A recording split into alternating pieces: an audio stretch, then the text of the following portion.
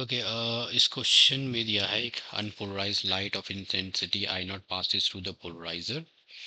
So there is a polarizer with its, ये मान लेते हैं इसकी एक्सिस, एंड देन तो अनपोलराइज्ड लाइट हम मान लेते हैं, let this be the unpolarised light of intensity I not. तो ये है आपकी unpolarised light which passes through the polarizer.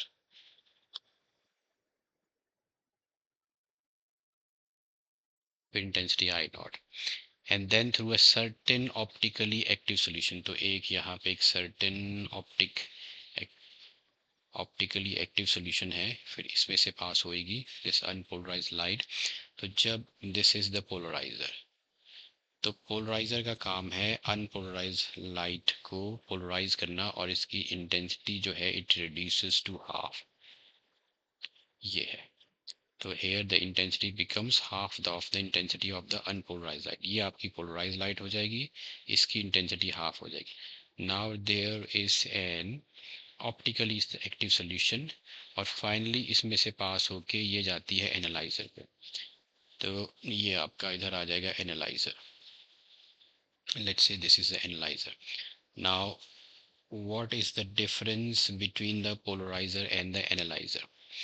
अब जो पोलराइजर है वो लेता है अनपोलराइज लाइट और उसको एक रेस्ट्रिक्ट करता है सिंगल प्लेन ऑफ वाइब्रेशन में, जबकि जो एनालाइजर है वो पोलराइजर के बाद सिर्फ लाइट को टेस्ट करने के लिए रखा जाता है.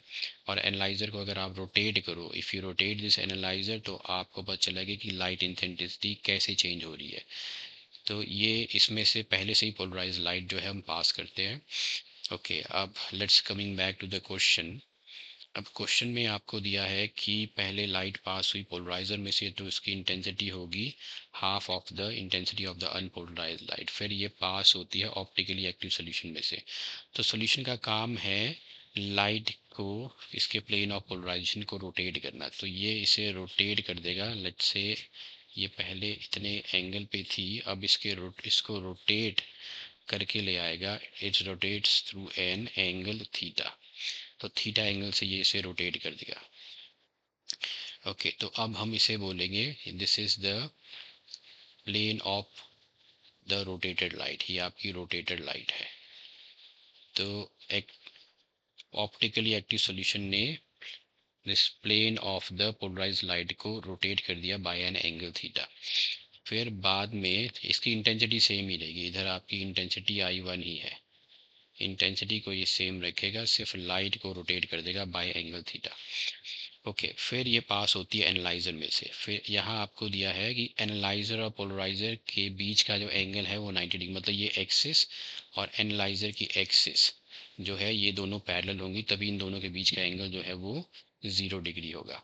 तो इसका मतलब ये हुआ कि जो यहाँ पे जो रोटेटेड लाइट है, जो एनालाइजर है, यहाँ पे देखो एनालाइजर में ये थी आपका प्लेन ऑफ पोलराइजेशन, इनके बीच का एंगल जो है वो थीटा डिग्री है. So this is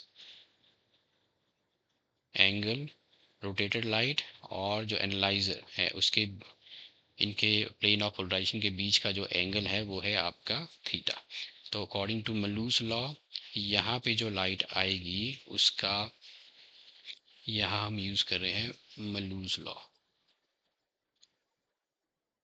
so MALUSS according to Malus law.